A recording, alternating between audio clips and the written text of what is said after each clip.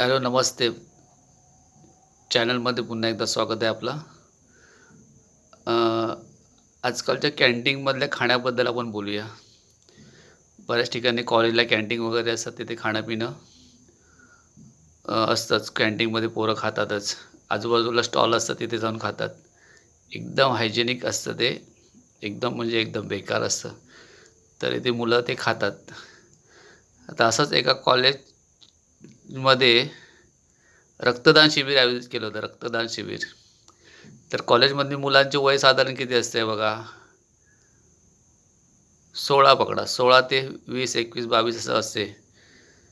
तर त्या मुलांचं ज्यावेळी रक्तदानासाठी रक्त चेक करण्यात आलं, त्यावेळी असं समजून आलं, पाहण्यात आलं, की त्या मुलांना लो बीपी, बीपी, डायबिटीज बरेच आजार आहेत. शुगरचे आजार आहेत त्या लोकांना, त्या मुलांना. कारण ते पितातच तसं, खातात-पितात तसंच आहेत. कोल्डड्रिंक, पिझ्झा, बर्गर हे ते सगळं खातात. आपल्या शरीरासाठी 100% हानिकारक आहे. जिभेला तुम्हाला आवडतं, जिभेचे चोचले तुम्ही पुरवताय. पण शरीराचं काय? शरीराला तुम्ही जे हवं ते देत नाहीत. कारण जे शरीराला हवं असतं, ते आपल्या जिभेला परवडत नाही, आवडत नाही, खावत नाही, असं असते.